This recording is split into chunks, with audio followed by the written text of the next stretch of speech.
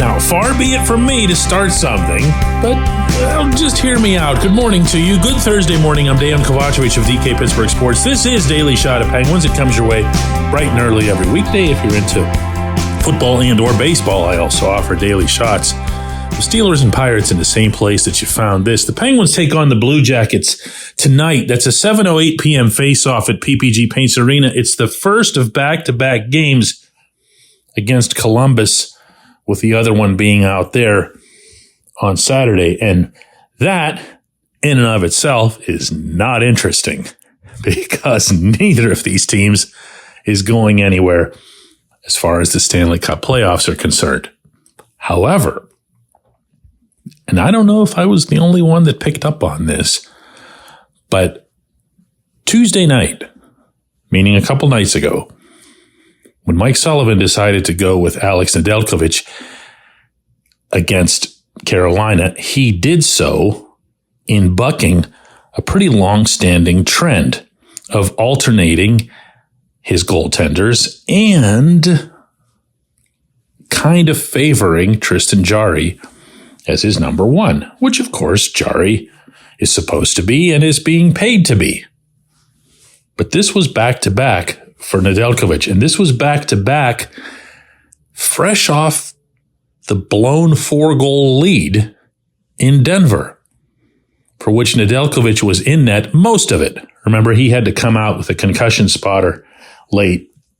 Jarry gave up the goal to Nathan MacKinnon and then was taken right out. Something feels off. I am not basing this on anything that I've heard, so I'm not presenting this as if it's some sort of hot inside information. This is just a feel. Something is off. Something happened on that Dallas-Denver trip that triggered Sullivan regarding Jarry. I don't know what it is. I can't know what it is. I'm not in the head coach's head. But there have been a couple remarks that he's made since then, including, notably, why he replaced Jarry in Dallas. There didn't appear to be a major goaltending flaw, at least not any more than whatever the norm would be. But Jarry was replaced in that game by Nedeljkovic, and when it came up with Sullivan afterward, his response was, "That's not something I'm going to get into with you." Also uncommon. He seldom elaborates on goaltending. He'll freely acknowledge that goaltending is just a separate art from the rest of hockey, and most coaches will do that unless they specialize in the position. But he'll at least say, "I felt we needed a spark," or "I felt we weren't getting enough," or something to that effect. He didn't do that. Something went off. I don't know what.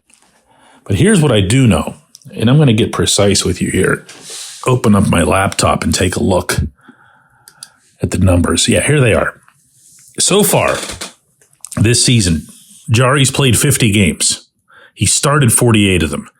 He's 19, 24, and 5 in those games. That means he's got 10 more losses in total than he does wins.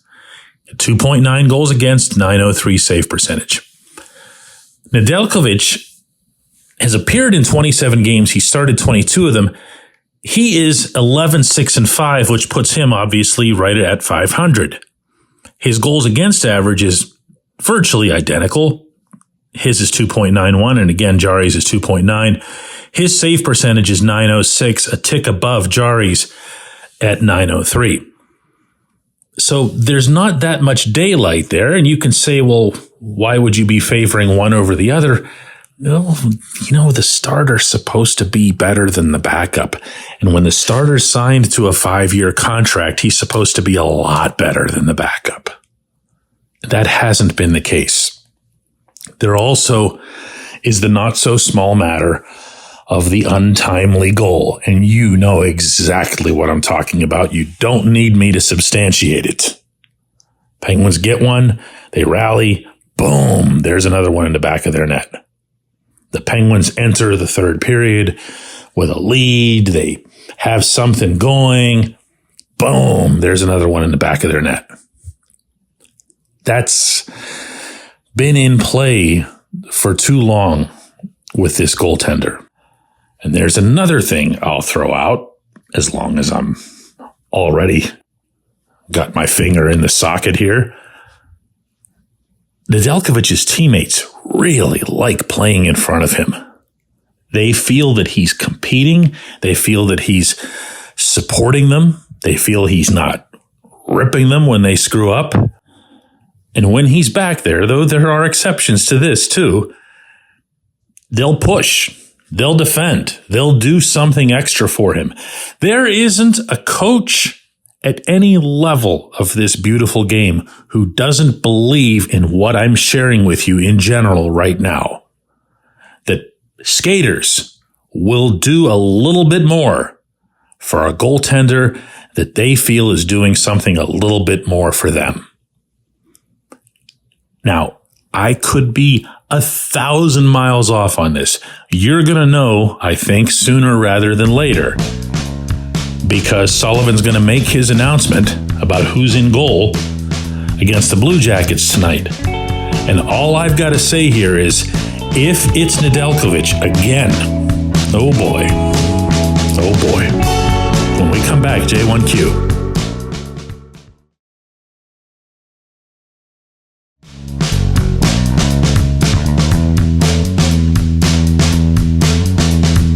Today's J1Q comes from Tim, who says, DK, why is Mike Sullivan so reluctant to play the young guys? Is it a trust thing? Tim, there are a lot of different ways to answer this. The first way to answer it is you're right. He has that reluctance. He's had it all along. Now, he himself, when this issue comes up, and it does, and I've brought it up with him as well, gets kind of cringy. He gets defensive. And he'll point to examples of younger players that he's embraced right off the bat. The best one is probably Marcus Pettersson. When Pettersson came in the trade with Anaheim, he was 22 years old. And he was just thrown out there, and he just did everything he was supposed to do. Now, Pettersson, as I'm sure you know by this point, is a really, really, really smart individual. This is someone who's got a head for the game that's always been beyond his years. He might as well be a veteran in his mid-30s. That's how much information he accumulates and then puts into motion when he's on the ice. And good for him in that regard. But guess what? That makes him the unicorn in this equation and not the norm. What is the norm? Well, let me put it a different way. The other night, I think we would agree that Jesse Puljujarvi had his strongest overall performance in Pittsburgh. Is that fair? I mean, even if you take out the goal, he was just all over the puck. He was really assertive. He was banging bodies. He was going to the net. He was winning 50-50 pucks at an almost freakish rate. And that sustained attacks. And it was just a really, really good thing. You're going to have to trust me that that big smile that you saw after his goal, that was only part of why he was feeling the way he was. He knows that he's healthy, that he's found a way to recover from that double hip resurfacing that most people don't recover from, certainly not professional athletes. And he knew he was just doing good things on the rink. One of the assessments that Sullivan had about Puljujarvi after the game, and I'm sure Sullivan thought he was saying this in a good way, was that the coaching staff trusted him to be out there with the lead in the third period because they felt he'd done enough good things. Now, I'm sure when that comes out of his mouth, that sounds perfectly okay. When I hear it, and maybe when you hear it, I'm thinking, wait a second, you actually thought about not using him? You thought about not having him continue to go through a regular line rotation? Because what? Because the game means something? Because the lead means something?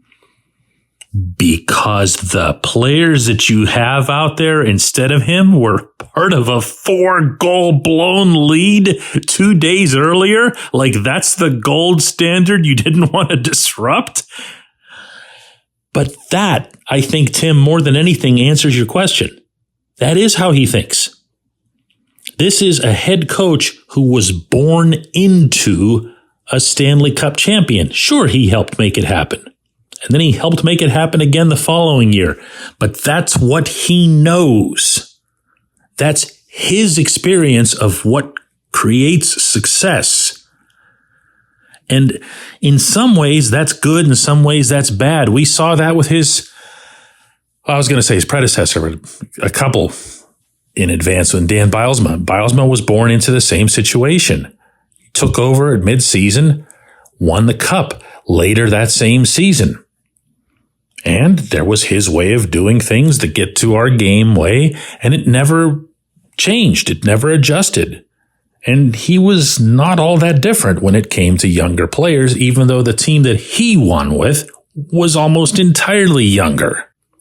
And I don't know that that'll change. Kyle Dubas has made remarks recently that he sees Sullivan as someone who could very much oversee a rebuild or a reload. And I don't know that I share that view. I think a lot of Sullivan, but I don't think that. I don't see what could influence him to alter the way he thinks on this front when he can watch Puljujärvi or Valtteri Puustinen or whoever it might be playing as well as they did the other night and pondering whether or not it would be a good idea to bench them through the third period. You know, in favor of what? Noel Acciari and Jeff Carter and Matt Nieto? Come on. I appreciate the question. I appreciate everybody listening to Daily Shot of Penguins. We're going to do another one of these tomorrow.